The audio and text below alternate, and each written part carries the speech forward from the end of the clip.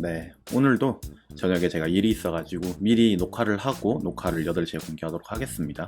오늘 말씀드리려고 하는 거는 레이어2 솔루션들 얘기를 하면서 말씀을 안 드렸던 부분들이 있는데 언급을 안 하고 넘어간 이런 요소들이 좀 있어서 그런 것들을 말씀드리려고 합니다. 크게 두 파트로 첫 번째는 스케일러빌리티의 디크리징, 즉 확장성의 증가가 아닌 확장성의 감소 측면을 말씀을 드리려고 하고, 두 번째는 기능성 탈출 속도라고 해가지고 우리가 레이어2 솔루션을 제공을 하려면 레이어1에서 지원해줘야 되는 최소 기능들이 어떤 게 있을까, 이런 것들을 말씀을 드리려고 합니다. 우선은 확장성 감소입니다. 확장성 감소는 우리가 이때까지 블록체인 쪽에서 최우선 관심사로 살펴봤던 건 확장성을 키우는 게, 왜냐하면 지금 블록체인 확장성이 좀 낮기 때문에 얘를 키우는 것들이 최우선 관심사였고, 저희들이 이때까지 얘기한 것도 다 그런 거였습니다. 종래의 플랫폼, 블록체인이 아닌 종래의 결제 시스템, 페이먼트 시스템들을 생각을 해보면 비자 같은 거는 2018년 비자 연간 보고서를 기준으로 했을 때 순간적이라 할지라도 트랜잭션이 65,000 TPS까지 처리를 할 수 있었습니다. 근데 뭐 블록체인 비트코인이라던가 이런 것들은 7TPS니 20몇 TPS니 하고 있으니까 비교가 엄청 되죠. 몇십 배, 몇백 배, 몇천 배 차이가 납니다. 그래서 블록체인이 획득해야 될 확장성은 아직 갈 길이 멀다 라고 할 수가 있는데, 근데 확장성을 무조건 증대시키는 게 능사는 아닙니다. 왜냐하면 블록체인 우리 트릴레마를 생각해 볼 수도 있는데, 확장성을 키우면 보안이라든지 탈중앙성이라든지가 영향을 받고 있어요. 현재로서는 최소한으로 훼손시키면서 확장성을 키우는 방법을 생각을 해야 되는 거고요. 확장성을 무조건 키우면 나머지 두 개가 영향을 좀 받을 수 있다, 이걸 유의를 해야 되는 거고, 고정된 수치에 높은 성능을 제공하는 시스템은 당연히 연산 및 에너지 측면에서 비효율적입니다. 비자 같은 경우에는 생각해보면 초당 이제 4,385건 정도만 처리하고 있는데 2019년 기준으로 65,000 TPS가 요구되는 상황이 가끔씩 있단 말이죠. 그때를 대비하기 위해서 매 순간마다 10만 TPS를 제공하는 그런 성능의 시스템을 쭉 제공한다고 생각을 해보세요. 이건 비효율적이라는 거죠. 블록체인 역시 마찬가지입니다. 만약에 고정된 수치에 높은 TPS를 제공하는 블록체인이 있다면 트릴레마 때문에 탈중앙 및 보안을 해치거나 아니면 비용 및 에너지 측면에서 비효율적이다, 당연한 얘기죠. 그럼 우리가 진정 필요한 건 뭐냐? 확장성이 높은 블록체인이 아니고 필요한 순간에 확장성을 높였다가 다시 감소를 시킬 수 있는 그런 유연성을 갖춘 유연한 시스템을 요구한다, 필요로 한다 라는 게 합당한 그런 생각이죠. 레이어 1 솔루션은 그런 측면에서 한계를 가지고 있습니다. 레이어 1의 확장성을 키우면 고정된 수치의 확장성이 쭉 제공이 되는 거기 때문이죠.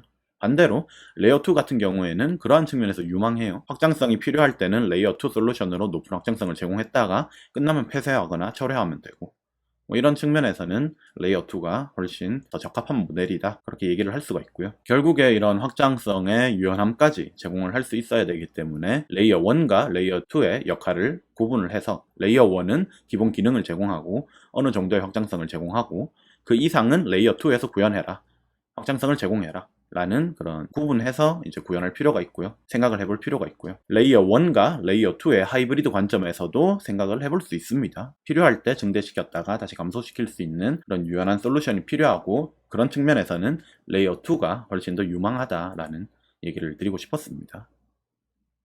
다음 PPT는 이제 탈출 속도라는 건데요. 우선은 레이어 1과 레이어 2에 대해서 다시 한 번 더 짚고 넘어가도록 하겠습니다.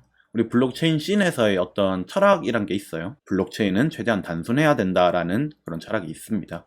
왜냐면은 블록체인 같은 경우에는 한번 구동을 하고 나면 변경이 어려워요. 또한 공격당할 시 큰 피해를 야기를 할 수 있기 때문에, 대표적인 게 이제 재정 문제죠. 직접적으로 연관된 시스템이기 때문에 블록체인은 최대한 심플하고 잘 구동할 수 있는 로버스트한 그런 특징이 있어야 합니다. 그럼 복잡한 기능이 필요할 때 어떻게 제공을 해줄 수 있느냐? 그거는 레이어 2로 구현을 해줘야 된다라는 거죠. 뭐 예를 들면 상태 채널, 우리 채널이라던가 커밋 체인들에 속하는 플라즈마, 뭐 이런 것들, 롤업 전부 다 레이어 2 솔루션에 속하죠. 세미 레이어 2라든지. 그럼 레이어 1은 안정성과 유지에 초점을 두고 긴급 상황에서만 큰 변화를 반영하자. 반대로 레이어 2는 좀 실험적이고 혁신적인 그런 개발들을 해도 좋겠죠. 철회를 하면 되니까 레이어 2는. 이러한 레이어 분리는 되게 좋은 아이디어입니다. 레이어 1과 레이어 2의 역할을 다르게 하자. 근데 중요한 초점을 하나 놓치고 있는 게, 레이어 1이 충분히 강력해야, 어느 정도의 수준은 제공을 해줘야 그 위에서 원하는 바인 레이어 2를 다 구현을 할 수가 있습니다.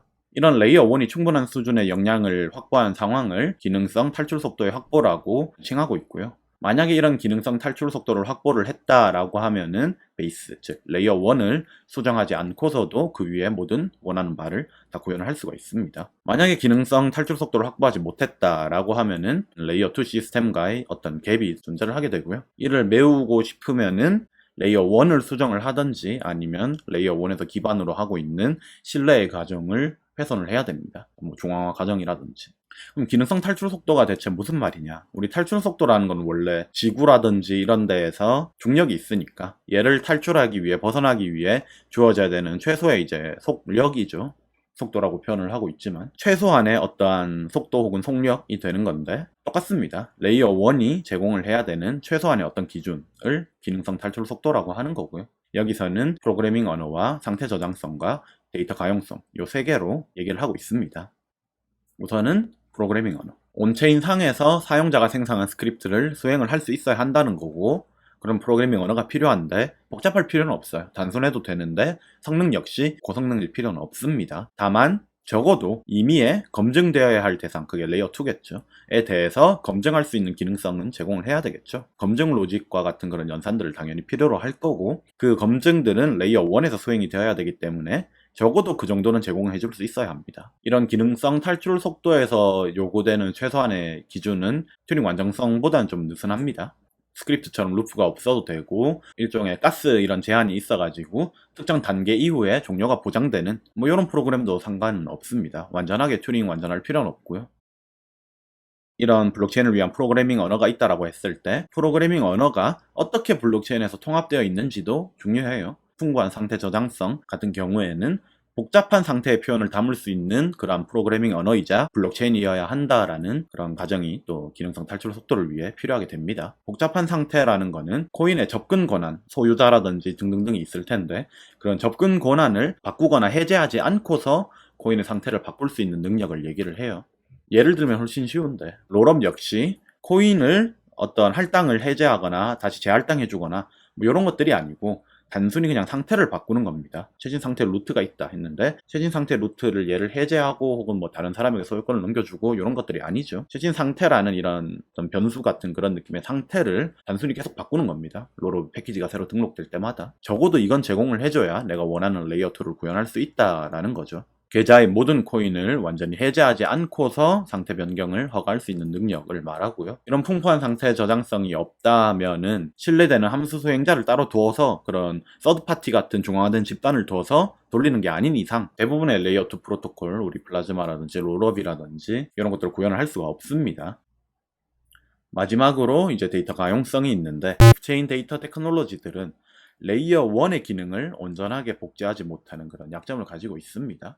레이어 1의 기능을 온전히 복제하지 못한다라는 거는 레이어 1이 할 수 있는 일들이 있잖아요. 스마트 컨트랙트를 돌린다든지 뭐 페이먼트는 당연한 얘기고 이런 것들을 온전하게 레이어 2에서 하고 싶다라고 하면은 오프체인 레이어 2 프로토콜은 그게 좀 힘들다라는 거죠. 나이브하게는. 왜 그렇냐면 데이터의 공시가 글로벌하게 검증 가능하지 않아요. 오프체인 레이어 2에서는. 즉 일부 당사자들이 제공하기로 한 데이터를 악의적으로 제공을 안 할 수가 있다는 거예요. 우리 데이터 가용성 문제할 때 이런 문제를 얘기는 좀 했지만 그런 상황을 판단할 수 있는 방법이 필요합니다. 근데 매우 힘든 문제예요. 이런 가용성을 입증하는 게 훨씬 어려운 그런 문제입니다. 채널과 플라즈마는 얘네들을 그럼 어떻게 극복을 했느냐. 오프체인 레이어 2 프로토콜인데 되게 현명하게 극복을 했는데 그런 상태가 잘못 수정되는 것에 대해서 행위자가 있다는 가정을 뒀습니다. 관심을 가지는 행위자, 액터가 있는데 일반적으로는 자기 자신이에요. 자기 자신이 워치를 계속하고 있는 거고 잘못된 행동이 있다라고 하면은 본인이 액터가 알아서 이의를 제기를 할 거다라는 가정을 두고 있습니다. 근데 이건 일반적인 목적과는 거리가 먼데 예를 들면 유니스왑 같은 게 있어요. 유니스왑은 누구에게도 속하지 않는 센트럴 컨트랙트가 하나 있습니다. 그리고 얘가 자금을 들고 있어요. 얘는 누가 워치를 해야 되냐라는 문제가 발생을 하는 거죠. 아까 그런 스킴들에 의해서는 효과적으로 보호될 수가 없습니다. 어떻게 극복하냐? 결국엔 데이터 가용성이 없는 문제이기 때문에 데이터 가용성을 더하자 해서 오프체인 레이어 2 프로토콜에서 우리 온체인 레이어 2 프로토콜인 세미 레이어 2 프로토콜인 롤업들을 도입을 하고 있는 거죠. 만약 이렇게 해서 데이터가 가용하다라고 보장을 받으면 연산을 누가 정확하게 수행했고 누가 부정확하게 수행했는지만 판단을 해주면 돼요. 검증만 하면 되는데 이런 검증 게임은 아까 데이터 가용성 문제에 비하면 쉽습니다. 게임 이론적으로 안정적이라고 얘기를 해요. 만약에 어떤 레이어 1이 꽤 많은 양의 데이터 가용성을 공심이 보장을 할 수 있다면 연산이 되게 제한되어 있는 경우, 가스라든가 이런 것들이 제한이 매우 빡센 경우에도 블록체인은 레이어 2 프로토콜을 잘 지원을 해줄 수가 있어요. 왜냐? 연산을 오프체인에서 수행하는 거는 쉽기 때문에. 그래서 높은 수준의 확장성과 펑셔널리티, 기능성을 이제 달성을 할 수 있습니다.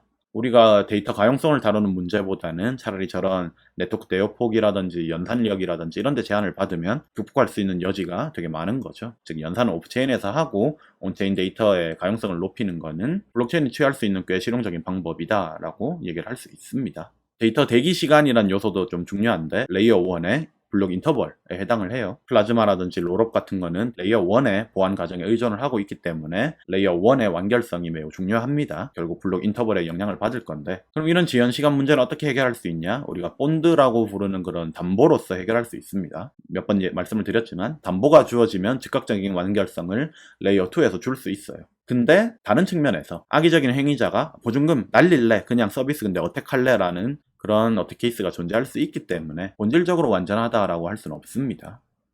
정리를 해볼까요? 레이어 1을 단순하게 유지하고 레이어 2에서 보충하라 라는 걸 이번 PPT에서 말을 하고 있어요. 블록체인의 확장성 및 기능성 문제를 해결하기 위한 보편적인 해답은 어떻게 보면 아닙니다. 왜냐면은 레이어 1이 충분한 수준의 어떤 기능성을 확보를 해야지만 레이어 2가 신뢰의 과정을 훼손하지 않고 혹은 추가적인 신뢰 과정을 주지 않고서 그 위에 원하는 레이어 2의 시스템을 구축을 할 수 있기 때문이죠. 특정 지점, 즉 기능성 탈출 속도를 넘어선 그런 레이어 1이라면 내가 원하는 걸 레이어 2에서 다 구현할 수 있다. 근데 그게 어디까지 가능하냐면 레이어 1의 기능을 복제를 해서 레이어 2에서 제공해 줄 수 있어요. 레이어 1이 어느 정도의 수준을 확보하면, 기능성 탈출 속도를 확보를 하면은 레이어 1을 더 이상 증대시키는 것이 아니라 레이어 2에 집중하는 것이 좋습니다. 왜냐면은 아까 기능을 그대로 복제할 수 있다라고 했죠. 레이어 1에서 레이어 2를 만들고 레이어 2에서 레이어 1의 기능을 복제하고 있으면 레이어 2 위에 그 위에 층에 레이어 2를 또 올릴 수 있어요. 또 올리고 할 수 있겠죠. 이런 대기적으로 적용을 해가지고 TPS를 쭉 늘릴 수가 있기 때문에 레이어 2에 집중하는 게 오히려 더 좋다라고 얘기를 할 수가 있겠죠. 단기적으로는 기능성 탈출 속도를 확보할 수 있도록 레이어 1을 집중을 해야 될 거고요. 레이어 2도 역시 같이 개발을 해야 되기 때문에 병행하는 게 좋고, 장기적인 관점에서는 오히려 레이어 2에 레이어 1은 어느 정도의 기능을 제공할 거다라는 가정하에 레이어 2에 집중하는 것이 좋습니다. 까지가 오늘의 발표고요.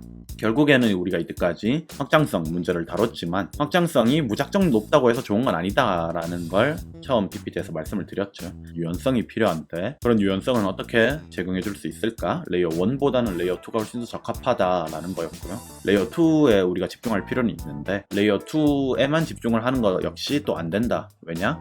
내가 원하는 레이어 2를 제공해 주고 싶으면 레이어 1이 어느 정도 수준의 그런 기능성 탈출 속도는 갖추고 있어야 되기 때문에 단기적으로는 레이어 1과 2의 개발을 병행하고 기능성 탈출 속도가 갖춰지면 레이어 2에 집중하는 것이 좋다라는 그런 논지의 글입니다. 다음 시간에는 데이터 가용성 문제를 한번 다뤄볼 것 같습니다. 프라우드 프루프라는 문제가 있는데 그것까지 쭉쭉쭉 연달아서 한번 다뤄보도록 할게요. 여러분들 오늘도 발표 들어주시느라 수고 많으셨습니다.